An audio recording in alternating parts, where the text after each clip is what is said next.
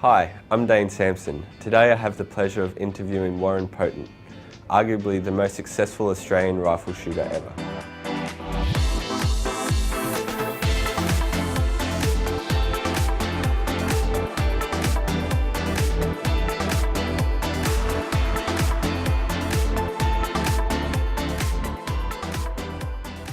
Welcome, Warren.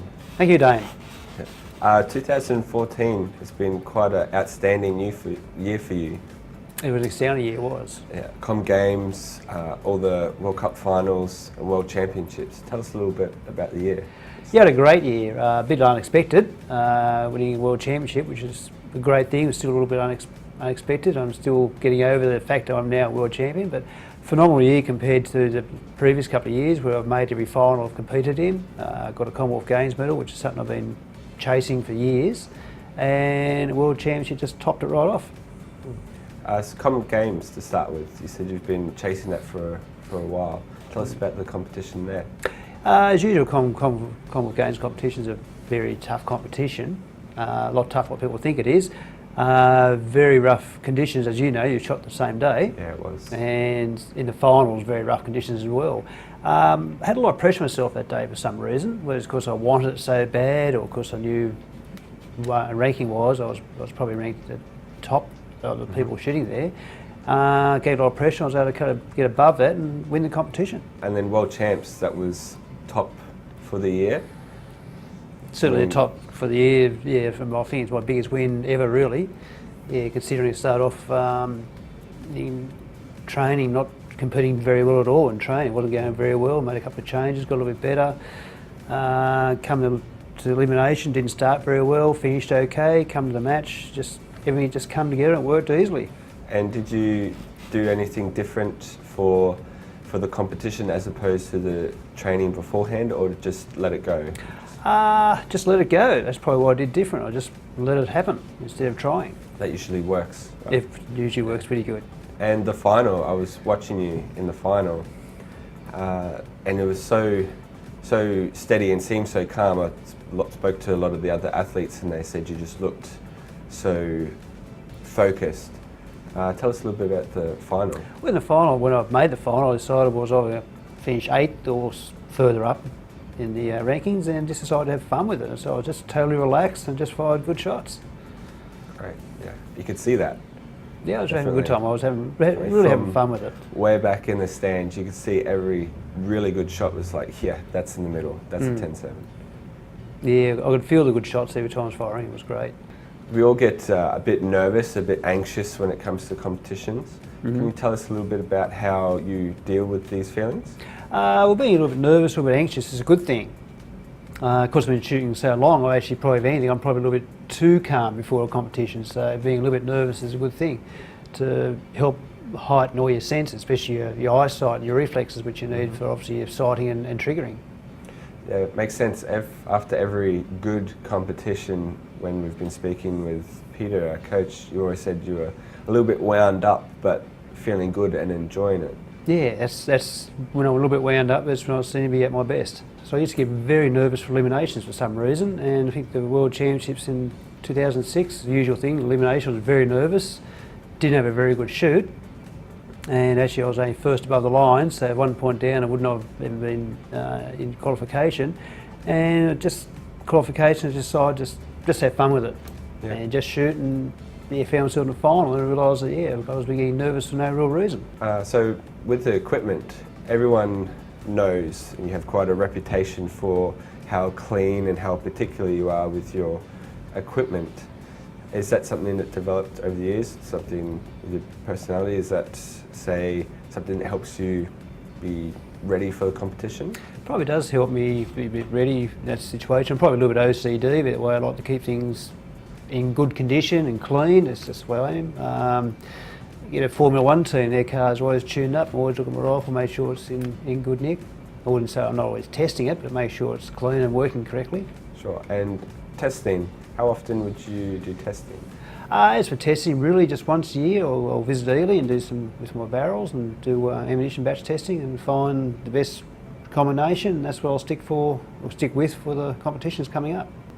With taking a shot, everyone is watching you. There's lots of people always watching, especially in Australia and definitely around the world. When you're shooting well, everyone's obviously watching, everyone's surrounded.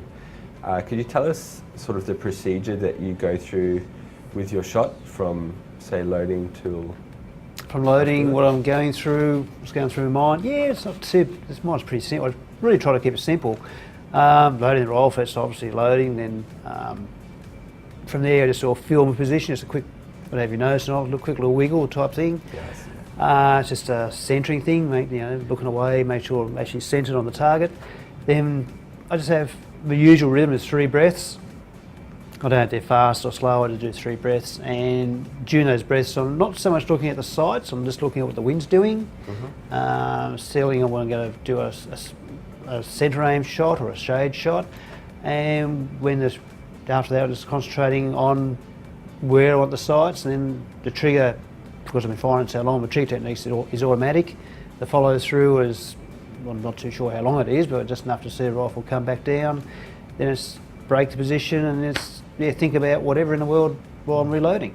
And we see with your routine for the competition, you always have about 10 shots, then your drink of water, then back into it. Do you dry fire in then, or?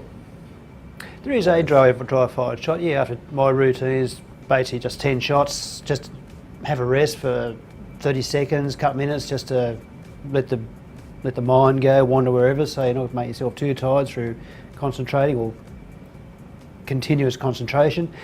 Yeah, just a quick drink of water, half a mouthful, just to help keep dehydrated, don't get a dry mouth. After that I will dry fire 1 shot, just make sure everything's feeling good, then that's really the start of my routine again for the next 10 shots.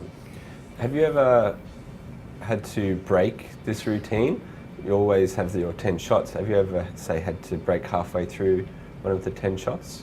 There's been occasions where I've had a break, yes. One in particular was in Bangkok some years ago. It was very hot using returning targets, and of course the amount of time and the amount of heat there was, I started breaking every 5 shots, and then every 3 shots, and then every 2 shots, just to get through the competition. Wow, must have been warm. It was warm, it was physically very tough, yes. I remember there was one of the competitions in Spain, I think it was World Cup in 2013, there was something that caused you to stop in just before the last 10 shots, I think it was. Can you tell us a little bit about that? Yeah, I just had a usual break, and for some reason put my rifle back in the shoulder. I must have got my arm in the wrong position and popped my shoulder. Dislocated your shoulder? Dislocated the shoulder, as you do.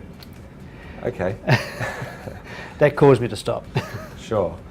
And how did you deal with that? I mean, that was quite... Well, I got up and got our coach Peter to pull my arm, or first of all take the jacket off, and asked him to pull my arm back into place, which he wasn't too sure about doing. I was told him just to lean in the arm, he popped it back in, and then I was told, keep going if you want, or just stop. And after I got an initial shock, and I started working, I thought, well, just try to get these next 10 shots done, and when I got in position, I realised I had 4 minutes to go and just finish the match. So you had 4 minutes to go, you just dislocated your shoulder.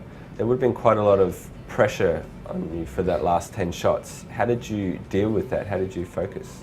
I'm not too sure how I focused, if I even focused at all. I was just wanted to basically finish the match without having a DNF. And I don't know, I was being just courageous or stupid, but I had to finish that match. Well, you did it well. You finished with maybe a better score than it was the ones before? It was my best string for the day, Best string for the day? Yeah. After all that? Yes. So that shows quite a strong mental attitude, I think. One thing I'm sure everybody would like to know about is your training. How do you train? How often? Training, well, strange enough, I can't get to train as much as I'd like to train because of my work commitments. I've got very limited training time available, which is pretty much about 3 times a fortnight, which is not ideal for doing international competition. But I do get the maximum amount of training by concentrating on firing good shots. If I start off a training and it's not so good, I'll just get up and start again. If it continues to be bad, I'll just pack up and go home. But while I'm firing good shots, I will just fire pretty much a match. I might fire 2 matches a day, but all my training is just I just concentrate on just doing a match and firing as good a match as I can. That's my training. So just quality more over than quantity. I do these just- days. Pretty much it's just all quality only if I can, yeah. And what about scat? Do you use scat at all? Haven't used SCAT for a long time, but it is a very good training tool, especially those who are coming up in the ranks, trying to see what their position is doing. Well, I've got a pretty fair idea what mine is doing, so it's probably Sure. not so much important for me. But for other people getting to elite level, or just any elite level, even for juniors, the SCAT is a very good training tool. Is there any advice that you would give to new shooters, young shooters? Any shooter, any level, say just try to enjoy the sport at whatever level. You see a lot of people that are in competition, they don't shoot so well, they get upset, you see girls crying, which is understandable, there's a lot of pressure, but they've got to remember they're doing these things because they enjoy it. As long as you keep having fun with it, you'll always do well. That's good advice. It's a sport, so it should be fun. That's it, that's where I started having fun again and my scores went up again. And I've got a lot of things out of the sport, got a lot of friends around the world, and the biggest thing I got out of the sport was my wife, who I met through the sport. Yeah, so that was the next question, see what you got out of the sport, and wife would be quite high up. That is the on top of the list, yes. Yeah. Competing with world champs medal, maybe? No, she's always a bit At the higher top. than That's she'll be good. at the top. That's the yeah. right answer. So to be at such a high level for such a long time, you must have had quite a lot of support. Where's the support come from? Yeah, support is a big thing. Without support, you get nowhere. Obviously, Shooting Australia has been great support for me for the last, I couldn't tell how many years now.